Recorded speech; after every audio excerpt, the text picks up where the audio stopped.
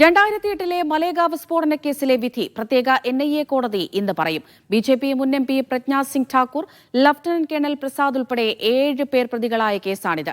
തിരക്കേറിയ മാർക്കറ്റിൽ നടത്തിയ സ്ഫോടനത്തിൽ 6 പേർ മരിച്ചിരുന്നു. വർഗീയ സംഘർഷം ലക്ഷ്യമിട്ടായിരുന്നു സ്ഫോടനം ആസൂത്രണം ചെയ്തതെന്ന് NIA കണ്ടെത്തിയിരുന്നു. 323 സാക്ഷികളിൽ 37 പേർ കൂറുമാറിയിരുന്നു.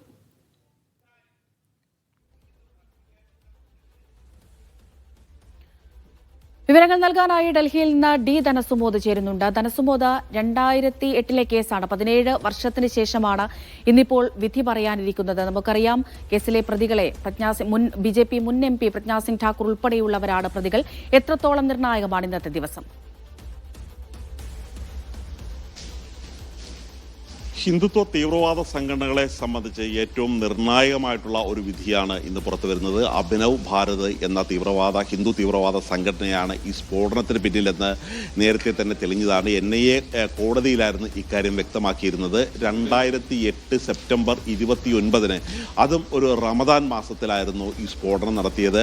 6 പേർ മരിക്കുകയും 101 പേർക്ക് പരിക്കേൽക്കുകയും ചെയ്തിരുന്നു. ഒരു മുസ്ലിം പള്ളിയുടെ അടുത്ത് തന്നെ ഒരു മുസ്ലിങ്ങൾ തിങ്ങിപ്പാർക്കുന്ന പ്രദേശത്താണ് ബോംബ് സ്ഫോടനം നടത്തിയത്.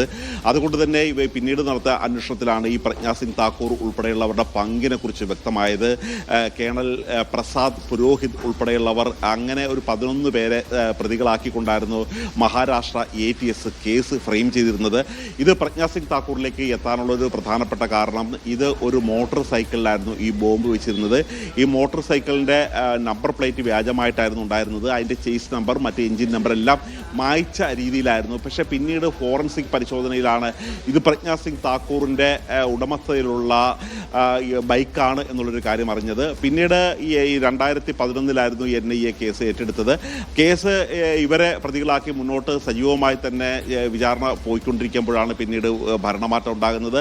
2016 നടത്തിയ അധിക സത്യവാങ്മൂലത്തിൽ പ്രജ്ഞാ സിംഗ് ഠാക്കൂറിനെ ഈ മക്കോക്ക ഉൾപ്പെടെയുള്ള കേസുകളിൽ നിന്ന് ഒഴിവാക്കണം, മാത്രമല്ല ആ ബൈക്ക് ഉപയോഗിച്ചിരുന്നത് മറ്റൊരാളായിരുന്നു എന്നുള്ളൊരു കാര്യം കൂടി പറയുന്നു. അങ്ങനെയാണ് പിന്നീട് ഈ പ്രതികൾക്ക് ജാമ്യം കിട്ടുന്നത്.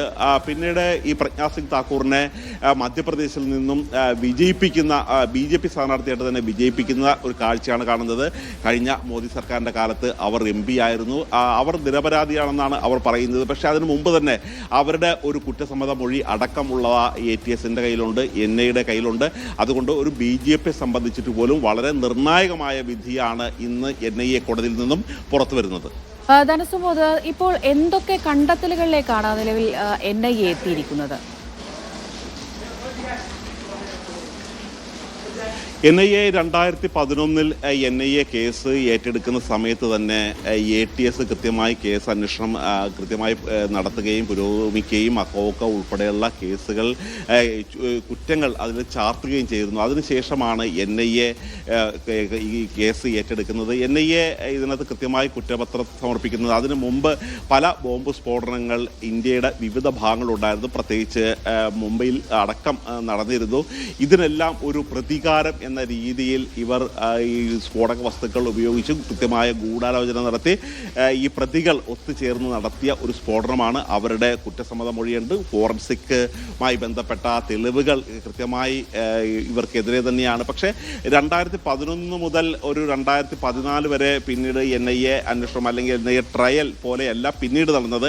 ഈ 2014 മോദി സർക്കാർ അധികാരത്തിന് വന്നതിന് ശേഷമാണ് ഈ 2016 ഒരു അധിക സത്യവാങ്മൂലം നൽകി കഴിയുമ്പോൾ ഒരു പ്രജ്ഞാ സിംഗിൻ്റെ പങ്കിനെ അവരൊരു കുറച്ച് കാണിച്ചുകൊണ്ട് തന്നെയാണ് ഇത്തരത്തിലുള്ള പല തീവ്രമായ വകുപ്പുകൾ അവർക്കെതിരെ ചുമത്താൻ കഴിയില്ല എന്ന നിലപാടിലേക്ക് NIA എത്തുന്നത്. മാത്രമല്ല പിന്നീട് ഈ 11 പ്രതികളിൽ നിന്നും 7 പ്രതികളിലേക്ക് ചുരുങ്ങുന്ന ഒരു കാഴ്ചയും കാണുന്നുണ്ട്. അതുകൊണ്ട് തന്നെയാണ് ഈ NIA കോടതിയിലെ ഈ വിധി വളരെ നിർണായകമായി തീരുന്നത്.